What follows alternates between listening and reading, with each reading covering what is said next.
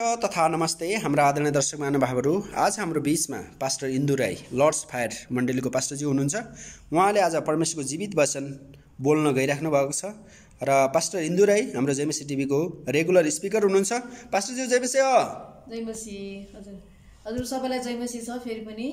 अनि म आज परमेश्वरको जीवित वचन लिएर आइरहेको छु हजुरको समक्षमा। अनि यो वचन चाहिँ पहिलो तिमोथीबाट म पाठ गर्न गइरहेको छु।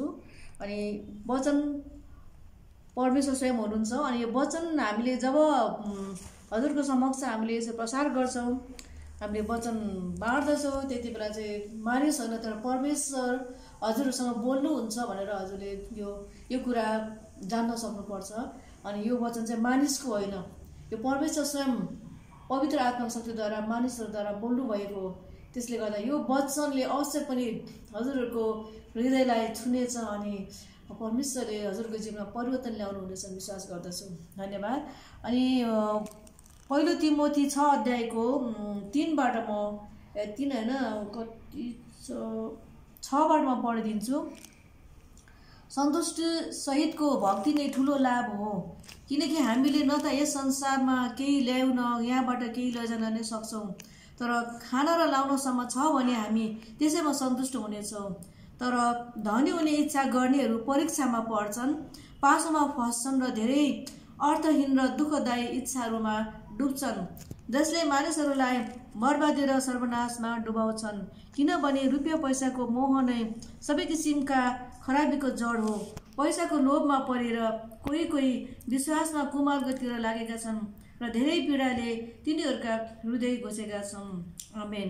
आज रुपियाँ पैसाको मोह गर्नु हुँदैन, रुपियाँ पैसाको मोहबाट हामी वञ्चित हुनुपर्छ भन्ने कुरा यो वचनबाट सिकाउन चाहन्छु। किनकि हामी संसारमा आएका छौँ, हो हामीलाई संसारमा पैसा चाहिन्छ, तर त्यो पैसाभन्दा अझै हामीले त्योभन्दा पहिलो प्राथमिकता दिनुपर्ने चाहिँ परमेश्वरलाई हो। जब हामी सबै रुपियाँ पैसा धन सम्पत्ति हिरामती सुनचाँदीको मालिक, त्यो सबै खानीहरूको मालिक नै परमेश्वर हुनुहुन्छ भने, उहाँ एउटा स्रोत हुनुहुन्छ भने, जब हामी उहाँमाथि भरोसा गर्छौँ, उहाँले नै हाम्रो खाँचोहरू पुरा गरिदिनुहुन्छ। त्यस कारण हामी चाहिँ पहिला पैसालाई अनि त्यसपछि दोस्रो स्थानमा परमेश्वरलाई प्राथमिकता दिइरहेका हुन्छौँ। यसले गर्दा चाहिँ हामी धेरै दुःखदायी परिस्थितिमा हामी पर्दछौँ अथवा हामीलाई चाहिँ धेरै समस्याहरूले घेरिराखेको हुन्छ। अनि त्यो समस्या बढ्दै गएपछि हामीलाई डिप्रेसन है, मानसिक सन्तुलनमा गडबडी आउँछ। अनि त्यो मानसिक सन्तुलन गडबडी हुँदै गएपछि फेरि हामी एउटा यस्तो स्टेजमा जान्छौँ जसले हामीलाई मृत्युको मुखमा पुर्याउँछ। मानिसहरूले आत्महत्या गर्छन्। त्यसै गर्दा नि यस्तै किसिमको विषयहरूले गर्दा चाहिँ मानिसहरू आज धेरै मानिसहरू आत्महत्या गरेको हामी सुन्छौँ। धेरै धनी मानिसहरूले आत्महत्या गरेको, ठुलो व्यक्तिहरू, ठुलो कल कारखानाको मालिकहरू, उद्योगपतिहरू अनि मल्टिमिलियनियर व्यक्तिहरूले चाहिँ जससँग बुद्धि ज्ञान पनि छ तर उनीहरूले आत्महत्या गरेको छ। किन भन्दा उनीहरू चाहिँ त्यही पैसाको पछि लागेको छन्। पैसाले नै सब कुरो दिन्छ, पैसाले नै हाम्रो जीवन बनाउँछ, पैसा सबै खुसी आनन्द को स्रोत हो, रमाइलोको स्रोत हो, शान्तिको स्रोत हो भनेर उनीहरू त्यो गलत सोच विचारले गर्दा आज उनीहरू त्यसरी फसेका छन् र उनीहरूले चाहिँ अन्तमा आफ्नो ज्यान गुमाएका छन्। यति सुन्दर परमेश्वरले दिनुभएको यति महत्त्वपूर्ण जीवन चाहिँ उनीहरूको त्यो मर्नुपर्ने दिन समय नआइकन उनीहरूले चाहिँ आत्महत्या गरेर त्यतिकै बर्बाद गरेका छन्। उनीहरूको जीवन चाहिँ नष्ट भएर गएका छन्। यस कारण आज हामी रुपियाँ पैसाको क्षेत्रमा धेरै सचेत हुनुपर्छ। यहाँ भनेको छैन सन्तुष्ट सहितको भक्ति नै ठुलो लाभ हो। हामीलाई परमेश्वरले जे दिनुभएको छ जस्तो छ त्यही कुरामा हामी सन्तुष्ट रहन सक्नुपर्छ। हामी हो दिनको जीविका टार्नको निम्ति हामीले मेहनत गर्नुपर्छ, परिश्रम गर्नुपर्छ। हामीले आफ्नो दिन प्रतिदिनको कामहरू गर्नुपर्छ। हामीले आफ्नो परमेश्वरले के हामीलाई खुबी दिनुभएको छ, हाम्रो आफ्नो के क्वालिफिकेसन छ, त्यो क्वालिटी अथवा त्यो हाम्रो क्यापेबिलिटी अनुसार चाहिँ हामीले काम गर्नुपर्छ। हाम्रो आफ्नो प्रोफेसन हुन्छ, त्यो अनुसार हामी चाहिँ सन्तुष्टि परमेश्वरले दिनुभएको सन्तुष्टिसँग नै हामी जिउन सक्नुपर्छ। अनि हामीले अझै जति हामीसँग चाहिँ अझै त्योभन्दा बढी म कमाउँछु, त्योभन्दा बढी म त्योभन्दा बढी म उन्नति गर्छु र एकदम धेरै धन सम्पत्ति कमाउँछु, ठुलो घर बनाउँछु भन्ने जस्तो कल्पनाहरू मान्छेको हुन्छन्। हो, त्यस्तो पनि आशिष परमेश्वरले दिनुहुन्छ, तर त्यो परमेश्वरबाट आएको आशिष हो। हितोपदेशले भन्छ नि, हितोपदेशको वचनले कि परमेश्वरबाट आएको आशिषमा चाहिँ कुनै त्यहाँनिर अशान्ति हुँदैन। परमेश्वरले दिनुभएको आशिषमा, उहाँले दिएको धन सम्पत्ति रुपियाँ पैसामा त्यहाँ अशान्ति अथवा नकारात्मक कुराहरूले हाम्रो जीवनमा राज्य गर्न सक्दैन। यसकारण हामी चाहिँ सही ढङ्गले, सही तरिकाले, इमान्दारीपूर्वक आफ्नो जीवनमा मेहनत गर्दै अघि बढ्छौँ भने परमेश्वरले हाम्रो धन सम्पत्ति बढाउँदै लानुहुन्छ। तर एकैचोटि म चाहिँ यस्तो गरेर, यस्तो ठुलो बिजनेस गरेर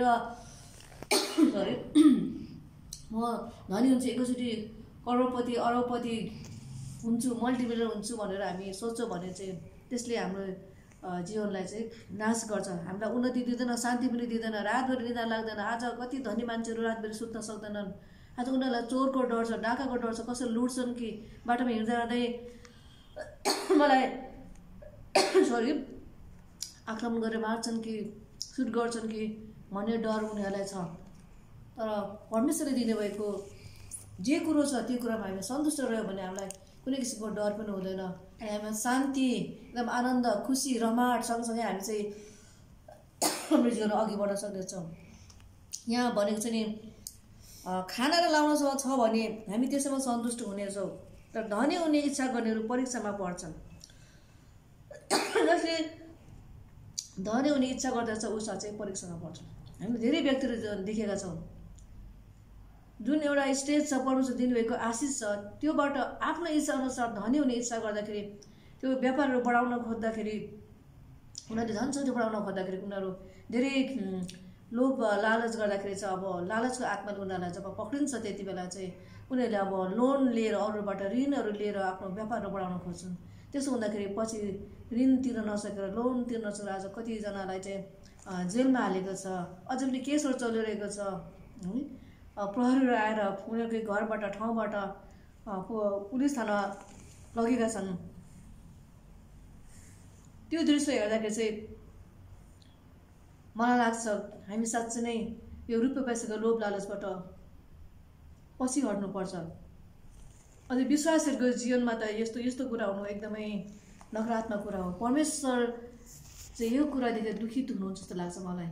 अवश्य पनि पवित्र आत्मालाई हामीले एकदमै यो कुराबाट सन्ताप दिइरहेका हुन्छौँ। त्यसकारण हामी लोभ लालचको आत्माबाट एकदमै टाढा रहनुपर्छ।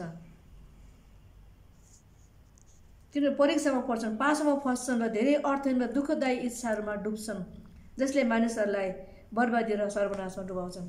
है, रुपियाँ पैसाको लोभले चाहिँ मानिसलाई दुःख आइपर्छ अनि निन्दा लाग्दैन, अशान्ति हुन्छ घरमा। मानिसहरूको अगाडि हामीले एकदमै शिर ठाडो गरेर हिँड्न पनि हामीलाई गाह्रो हुन्छ। अनि त्यो कुरोले हाम्रो भित्रभित्र हाम्रो हृदय छिया परिरहेको हुन्छ। त्यसले गर्दा हाम्रो स्वास्थ्यमा पनि यसले हानि पुर्याउँछ। यो चिन्ता फिक्रीले स्वास्थ्यमा हानि पुर्याउँछ। रुपियाँ पैसा एउटा खराबीको जड हो भनेको छ। र आज खराबीको जड चाहिँ रुपियाँ पैसा। रुपियाँ पैसालाई हामीले नियन्त्रणमा राख्नुपर्छ। रुपियाँ पैसाले हामीलाई नियन्त्रणमा राख्न दिन मिल्दैन। त्यस्तो गर्न हामीले त्यो मौका दिनु हुँदैन शैतानलाई। कि शैतानले सानो सानो विषयहरू लिएर, हाम्रो कमजोरीहरू लिएर उसले हामीलाई दबाउमा पार्न खोज्छ अनि एकैचोटि फेरि हामीलाई पतित बनाउन, परमेश्वरदेखि टाढा बनाउन खोज्छ। अनि त्यो कति कुरामा त्यो हाम्रो कमजोरीले गर्दाखेरि हामी चाहिँ हारेको पनि हुन्छौँ। अनि त्यसले गर्दाखेरि हामी चाहिँ एकदमै शैतानलाई मौका दिनु हुँदैन। रुपियाँ पैसाको लोभबाट एकदम वञ्चित हुनुपर्छ। पैसाको लोभमा परेर चाहिँ कोही विश्वासबाट कुमार्गतिर लागेका छन् र धेरै पीडाले तिनीहरूका हृदय घोचेका छन्। विश्वासद्वारा कुमार्गतिर लागेका छन् भनेको कतिले पैसाको लोभले अब यो मैले यो बिजनेस गरेँ भने यति धेरै पैसा कमाउँछु, मलाई यति फाइदा हुन्छ, मैले एक दिनमा यति पैसा कमाउँछु भनेर आज कति ड्रग्स एडिक्टको व्यापारमा लागे, ड्रग्स एडिक्ट भन्नाले ड्रग्सको व्यापारमा लागेका छन्। अब ड्रग्सको व्यापार गर्दा धेरै फाइदा हुन्छ भनेर। अनि कति मानिसहरू चाहिँ एउटा कुरा लिएर अब धेरै पैसा कमाउने कुराहरू लिएर चाहिँ लागेको छ। जस्तै यार्सा गुम्बाको कुराहरू, त्यो प्याजमा त 1 किलोकै 5 लाख कति पर्दो रहेछ, 5 लाख 4 लाख कति पर्दो रहेछ। त्यस्तो कुराहरूको व्यापार लाग्दाखेरि पक्राउ परेर होइन, अनि ड्रग्सको व्यापारमा त पुलिसहरूबाट पक्राउ परेर उनीहरू जेलमा थुनेका छन्। अनि कति चाहिँ हेर्नुहोस् पैसाको लोभले अझै यतिसम्म भएको छ, मानिसहरूले आफ्नो दिदी बहिनी बेचेको छन्, आफ्नो छोरीचेलीले आफ्नो श्रीमती बेच्नमा उनीहरू एकदमै एक्टिभ भएका छन्, सक्रिय भएका छन्। कति यो त घृणित र त्यो डरलाग्दो कुरा हो।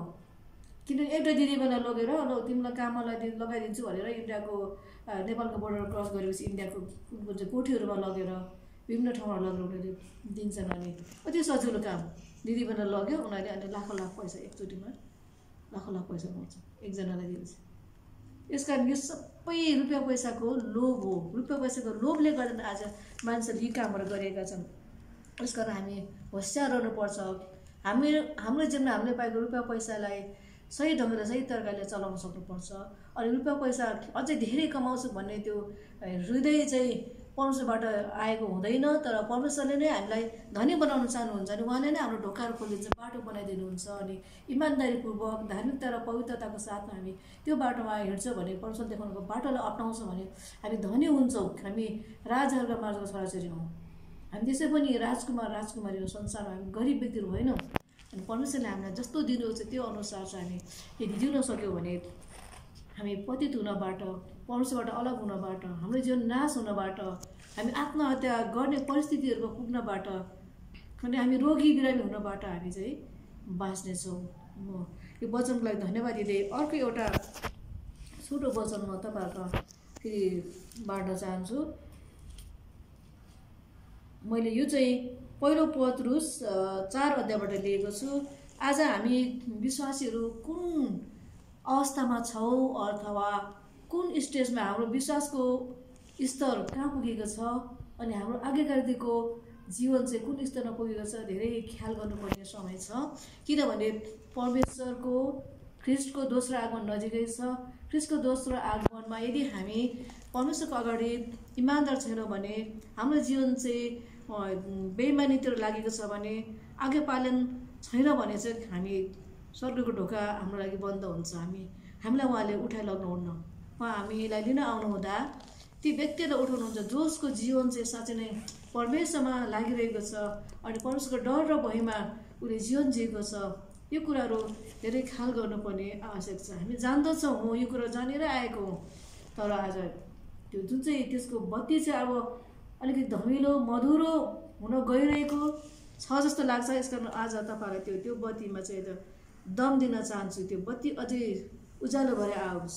जस्तै एउटा आगो बल्दैछ, मर्न लाग्छ, तर त्यसमा हामीले घिउ हाल्यो भने अथवा त्यसमा पेट्रोल खनायो भने, मट्टितेल खनायो भने त्यो अझै झरिलो भएर बल्छ नि। त्यस्तै आज तपाईँहरूको जीवनमा पनि म त्यही झरिलो आगो जस्तै आत्माको बत्ती बल्न सक्छ। परमेश्वरको सम्बन्धसम्म चाहिँ तपाईँको एउटा जुन चाहिँ घनिष्ठता बढ्न सकोस् र ख्रिस्टले हामीलाई लिन आउनु हुँदाखेरि चाहिँ हामी चाहिँ उचालिन पाऊँ भने तपाईँहरू पनि उचालिनुहोस्, नछोडिनुहोस् भन्नको निम्ति चाहिँ मैले वचन बाँड्दैछु। पहिलो पत्रुस 4 अध्यायको 7बाट पढिदिन्छु। यहाँ सबै कुराको अन्त्य नजिकै आएको छ, यसकारण आफ्ना प्रार्थनाको निम्ति शुद्ध मनको र सचेत भइरह। सबैभन्दा बढी एउटा अर्काप्रति तिमीहरूको प्रेम अटुट रहोस्, किनकि प्रेमले नै असङ्ख्य पापहरू ढाक्दछ। बिना गणन एउटाले अर्काको अतिथि सत्कार गर। जसले जस्तो वरदान पाएको छ, परमेश्वरको अनुग्रहका विभिन्न वरदान पाएका भण्डारी चाहिँ ती एउटा अर्काको निम्ति प्रयोग गर। यदि कसैले बोल्दछ भने परमेश्वरको वचन बोल्नु जस्तै त्यसले बोलोस्। यदि कसैले सेवा गर्छ भने परमेश्वरले दिनुभएको शक्तिद्वारा त्यसले त्यो गरोस्। यस हेतुले कि सबै कुरामा येशू ख्रिस्टद्वारा परमेश्वरलाई नै प्रशंसा होस्, उहाँलाई नै महिमा र पराक्रम सदा सर्वदा होस् भनेको छ है। अनि आमीन पनि भनेको छ। यसकारण यी दिनहरूमा हामी एकदमै शुद्ध मनको भएर प्रार्थनामा सचेत भएर लागिनुपर्छ। हाम्रो प्रार्थना अझै कमी भएको जस्तो लाग्छ। हाम्रो जीवनमा प्रार्थना कमी भएको कारणले आज हामी चाहिँ हाम्रो आफ्नै जीवन, व्यक्तिगत जीवनमा अनि संसारको समाजको जीवनमा हाम्रो राष्ट्रको जुन चाहिँ परिस्थिति छ त्यो जुन चाहिँ बदल्नु पर्ने हो त्यो अवस्थामा हामी पुग्न सकेका छैनौँ।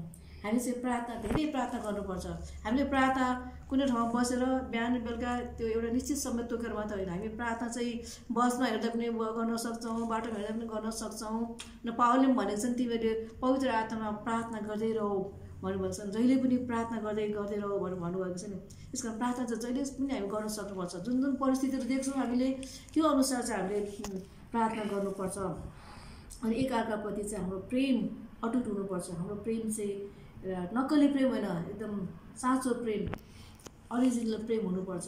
आज हामी धेरै देख्छौँ दाजुभाइ दिदीबहिनीहरूमा प्रेम त देखाउनुहुन्छ तर एक क्षणभरको निम्ति एउटा एकअर्काको मर्म बुझ्दैनन्, एउटा अर्काको पीडालाई आफ्नो पीडा जस्तै सम्झन सक्ने त्यो प्रेम चाहिँ अहिले सेलाएर गएको छ। तर आज फेरि जब हामी प्रार्थना गर्छौँ भने पवित्र आत्मा त्यो शक्ति माग्छ भने हामीमा त्यो प्रेमको आगो जल्नुपर्छ। कसैको हात काटेको छ भने त्यो हातमा उहाँको पीडा उहाँले भोगिरहनु भएको छ, त्यो पीडा मेरो पनि हो भनेर सम्झाउन सक्ने प्रेम चाहिँ हामीमा हुनुपर्छ र एउटाले अर्काको सेवा गर्नुपर्छ। जस्तै प्रभु येशूले पनि प्रभु येशू प्रभु भएर परमेश्वर भएर पनि आफ्नो चेलाहरूको खुट्टा धुनुभयो भनेपछि आज हामीमा त्यो हृदय हुनुपर्छ। हामी कसरी एकअर्कालाई सेवा गर्न सक्छौँ भन्ने कुराहरू हामीमा हुनुपर्छ। दुःखमा कसरी साथ दिने, एउटा लडेको छ भने कसरी उठाउने, हामीले न्याय गर्ने होइन तर लडेको व्यक्तिलाई उठाउन सक्नुपर्छ। तर आज धेरै व्यक्तिहरू चाहिँ अर्कोको न्याय गर्नको पछि लागेको हुन्छन्। हामी चाहिँ परमेश्वरकै सिंहासनमा बसेर न्याय गरेको जस्तै हामीले अर्को न्याय गरेको हुन्छ। उसको परिस्थिति त बुझ्दैनौँ तर उसको वास्तविक परिस्थिति बुझ्ने परमेश्वर हुनुहुन्छ।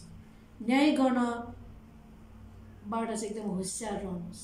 अर्को न्याय गर्नु चाहिँ यो खतरनाक हो। हामीले अर्को न्याय गर्छौँ तर परमेश्वरले हाम्रो कसरी न्याय गर्नुहुन्छ त्यसको लागि पनि हामी एकदमै ख्याल राखौँ र होसियार बसौँ। यहाँ भनेको चाहिँ नि हो प्रभुले चाहिँ अब जसरी अरूको सेवा गर्नु हामीले पनि कोडीहरूको खुट्टा धुनलाई तयार हुनुपर्छ। हाम्रो दाजुभाइ दिदीबहिनीको मण्डलीमा उहाँहरूको खुट्टा धुन तयार हुनुपर्छ। पास्टर अगुवाहरूले पनि के अरे विश्वासीहरूको खुट्टा धुन तयार हुनुपर्छ। यो हृदय चाहिँ जहिले पनि तयारी गर्नुपर्छ। हाम्रो आफ्नो उच्च स्थानमा रहेर हामीले चाहिँ कसैलाई हुकुम गर्ने, कसैलाई एकदम यसरी नियन्त्रण राख्नुपर्छ भन्ने सोचाइहरू मात्र होइन, सिकाउनु पर्छ तर प्रेमको साथमा। अनि उहाँलाई एकदमै सजिलो ढङ्ग तरिकाले चाहिँ हामी अगाडि बढ्दै लानुपर्छ। शिक्षा चाहिँ एकदमै परमेश्वरको खाँटी शिक्षा हामीले दिन सक्नुपर्छ। गलत कुराहरू सम्झौता गर्नु मिल्दैन। अनि हामीले चाहिँ विशेष गरेर हामीले पनि सेवा भनेको चाहिँ अब जस्तै रोगीलाई चाहिँ डक्टरको सेवा चाहिन्छ होइन, डक्टर चाहिन्छ। त्यस्तै गरेर अब सधैँ व्यक्तिलाई त स्वस्थ व्यक्तिलाई डक्टरको सेवा चाहिँदैन। त्यस्तै हामीले पनि मण्डलीमा जो व्यक्तिहरू पीडित छन्, अति धेरै जो अब धेरै रोगहरूबाट के पीडित भएर आएका छन्, जसलाई चाहिँ समाजले घृणा गरेको छ, जसलाई चाहिँ चोर डाका भनेर घृणा गरेको छ, दिदी बहिनीहरूलाई पनि घृणा गरेको छ, त्यस्तो व्यक्तिहरूलाई हामीले अझै धेरै आफ्नो अङ्गाले बाँध्न सक्नुपर्छ। उनीहरूको न्याय गर्ने होइन। जो व्यक्ति बिग्रेको छ, ड्रग्स एडिक्ट भएर आएको छ अनि बदमास गरेको छ, घर परिवारले समाजले उसलाई चाहिँ घृणा गर्छ, ओ त्यो त्यसको अनुहार नहुनु, त्यस्तो त लाग्दैन, त्यस्तो बोल्दै नबन्नु भन्ने व्यक्तिहरूलाई हामीले अँगाल्नुपर्छ। अनि उहाँहरूलाई परमेश्वरको शिक्षाद्वारा अगाडि बढ्दै लानुपर्छ। हामीले हुने खाने व्यक्तिहरू, धनी हुने व्यक्तिहरू, असल व्यक्तिहरू, उनीहरूलाई बढी प्राथमिकता दिने, उनीहरूको घरमा धेरै सङ्गति गर्ने, उनीहरूलाई चाहिँ सबै कुरामा चाहिँ नजिक राख्ने, त्यस्तो कुराबाट चाहिँ हामी टाढा हुन्छ। किन परमेश्वर न्यायकर्ता हुनुहुन्छ। हामीले गरेको एक एक कुराको हिसाब किताब परमेश्वरले लेखिराख्नु भएको छ र हामीले चाहिँ विश्वासी हुँदाखेरि हामीले कष्ट भोग सहनुपर्छ, कष्ट भोग गर्नुपर्छ भन्ने कुरा पनि यहाँ छोटो वाक्यमा पढिदिन्छु। प्रिय हो, तिमीहरूलाई पार गर्ने अग्निमय परीक्षा तिमीहरूमाथि आइपर्दा केही अनौठो कुरा भयो जस्तै तिमीहरू छक्क नपर, तर ख्रिस्टका कष्ट भोगमा सहभागी हुँदा रमाऊ, ताकि उहाँको महिमा प्रकट हुँदा तिमीहरू पनि आनन्दित र हर्षित हुन सक। यदि ख्रिस्टको नाममा तिमीहरू निन्दित भयो भने तिमीहरू धन्यका हौ, किनभने महिमाका र परमेश्वरका आत्मा तिमीहरूमाथि रहनुहुन्छ। आमेन। अब क्रिस्चियन भएकोमा कष्ट भोग त सहनै पर्छ। हेर्नुहोस्, क्रिस्चियन हुनु भनेको चाहिँ एउटा लडाइँको मैदानमा उत्तरको सिपमा एउटा राइफल बोकेर स्ट्यान्ड बाई पोजिसनमा चारैतिर हेर्दै खडा भएको सिपाही जस्तै हो। क्रिस्चियन हुनु भनेको सजिलो छैन। मान्छेले क्रिस्चियन भएपछि यो धनी हुन्छ अरे, आरामको जीवन हुन्छ नि हो शान्ति आराम त्यो हुन्छ परमेश्वरले दिनुहुन्छ हामीलाई भिजै दिइसक्नुभएको छ तर हाम्रो लडाइँ चाहिँ लडाइँको मैदानमा उत्रेको सिपाही जस्तै हो हामी जहिले पनि शैतानसँग लड्न तयार हुन्छ मानिसकोसँग हाम्रो लडाइँ होइन रगत र मासुसँग हाम्रो लडाइँ होइन हाम्रो चाहिँ आत्माको सेना छ एउटा लुसिफर इङ्ग्लिसमा लुसिफर डियाबलस भन्छ नेपालीमा त्यो चाहिँ स्वर्गदूत थियो परमेश्वरसँग जोडी खोज्ने घमण्डले फुलेको स्वर्गदूतलाई परमेश्वरले पृथ्वीमा झारिदिनु भयो र पृथ्वीमा त्यसले व्यक्ति अहिले काम गरिरहेको छ त्यो चाहिँ लुसिफर त्यसलाई हामी शैतान भन्छौँ शैतान को हो भनेर हामीले चिन्न सक्नुपर्छ शैतान चाहिँ त्यही स्वर्गदूत हो अनि आज पृथ्वीमा त्यसले चोर डाका हिंसाको कुरा हत्या अनि विभिन्न किसिम नराम्रो कामहरू व्यभिचारहरू सबै घिनलाग्दो कुराहरू एकअर्कालाई दोषाउने निन्दा गर्ने त्यो चर्चा त्यो पनि पाप शैतानबाट आउँछ हेर्नुहोस्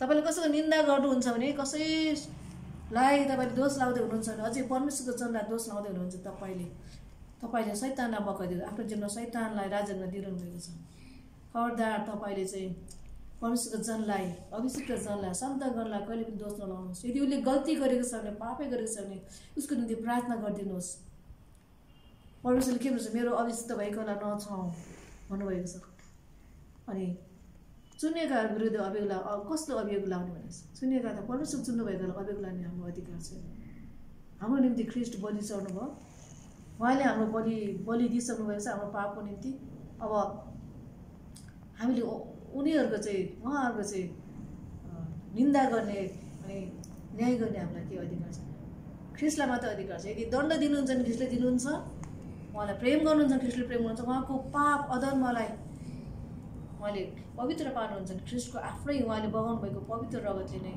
उहाँलाई पवित्र पार्नुहुन्छ हामी क्रिस्चियन भएकोमा धेरै दुःख कष्ट भोग्नुपर्छ खेदो आउँछ सतावट आउँछ तर पनि हामी चाहिँ विजयी व्यक्तिहरू त्यो खेदो सतावटमा परमेश्वरको प्रेम परमेश्वरको शक्ति अनुग्रह अति धेरै हुन्छ त्यति बेला झन् हामी आनन्दित हुन्छौँ खेदो सतावट आउँछ मलाई खुसी लाग्छ ओहो म चाहिँ मेरो नाम चाहिँ जीवनको के अरे मेरो चाहिँ स्वर्गमा चाहिँ अब इनाम ठुलो भएको छ भनेर म रमाउँछु सतावट खेदोमा हामी रमाउनु पर्छ शैतानले हामीलाई सम्झन्छ होला उसलाई हचाए गिरायो तर हाम्रो इनाम चाहिँ अझै माथि परमेश्वरले बढाउँदै हुनुभएको हुन्छ हाम्रो मुकुटमा चाहिँ अझै त्यो हिरा अझै परमेश्वरले जोड्दै लानुभएको छ हामी सबैलाई मुकुट दिनुभएको छ त्यो मुकुटमा चाहिँ हिरा जति हामी खेदो सताउनु पर्छौँ अनि परमेश्वरको आज्ञाकारितामा जिउँछौँ त्यो त्यस अनुसार पर्छ त्यो मुकुटमा चाहिँ हिराहरू जोड्दै हुनुहुन्छ त्यसमा क्रिस्चियन भएकोमा चाहिँ पार गरी त्यो अग्निमय परीक्षाहरू आउँछन् आगो जस्तै परीक्षाहरू सदरपेशक अभिनयलाई ती आगोमा भट्टीमा हाल्यौँ त्यस्तै परीक्षाहरू आउँछन् तर पनि हामी डराउनु पर्दैन यसै 41को 9देखिको 16सम्म वचनमा हामी परमेश्वरले प्रतिज्ञा गर्नुपर्छ नडराउँ म तिमीसित निर्सयत न म तेरा परमेश्वर र म मेरो धार्मिकताको दाहिना हातलाई समातेर तिमीलाई सहायता गर्नेछु बलियो पार्नेछु भन्नुहुन्छ तिमीलाई अन्न कुट्ने तीको दाँत हुन यो हतियार बनाउनेछु भन्नुहुन्छ र हाम्रो जीवनमा आएको पहाड पर्वतहरू जस्तै अब यो परीक्षा दुःख खेदो सतावटहरूलाई चाहिँ तिमीहरूले चाहिँ कुटी धुलो पिटो पार्नेछौ भुस जस्तै पार्नेछौ पहाडहरूलाई भुस जस्तै पार्नेछौ निफन्नेछौ बतासले त्यसलाई उडाएर आदिले तितेर पार्नेछौ तिमी चाहिँ परमप्रभुमा रमाट गर्नेछौ इजरायलका परम पवित्रको महिमा गर्नेछौ भन्नुहुन्छ आज हामी दुःख आउँदाखेरि हामी निरुत्साहित हुनु हुँदैन हामी हतोत्साहित हुनु उदास हुनु हुँदैन अझै हामी त हाँसेर नाचेर गाएर परमेश्वरलाई महिमा दिनुपर्छ प्रियजन हो म अन्तमा फेरि यही सल्लाह दिन चाहन्छु हामी रुपियाँ पैसाको लोभबाट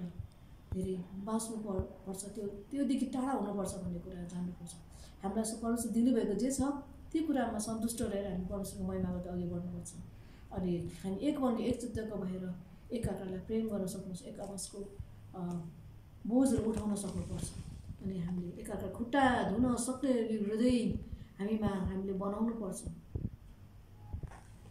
त्यसलाई चाहिँ साँच्चै नै परमेश्वरले इनाम राखिदिनु भएको जस्तो लाग्छ त्यस्तो व्यक्तिहरूलाई चाहिँ अनि कष्ट भोगमा हामी रमाउनु पर्छ अग्निमय परीक्षा आउँदा हामी डराउनु हुँदैन हामी पनि आगै हो जस्तो लाग्छ हामी परमेश्वरको जन हौँ परमेश्वर आगो हुनुहुन्छ अहिले आगो हामी गर्जन सिंहको सन्तान हौँ यहुदाको सन्तान हामी पनि सिंह जस्तै हो सिंह कुनै पशुदेखि डराउँछ डराउँदैन केही कुरोदेखि डराउँदैन डराउँछ भने चाहिँ त्यो परमेश्वरदेखि मात्रै डराउँछ होला त्यस कारण हामीलाई पनि संसारको कुनै पनि ठुला च्यालेन्जहरू जीवनमा आउँछ भने हामी डराउनु पर्दैन हामी डराउनु पर्ने परमेश्वरसँग मात्र धन्यवाद हो। आज परमेश्वर धन्यवाद दिन्छु आज यो छोटो वचन हजुरको माझमा बाँड्न पाएको छु। आउने दिनहरूमा पनि यसै उत्साहको वचनहरू लिएर आउन सकौँ।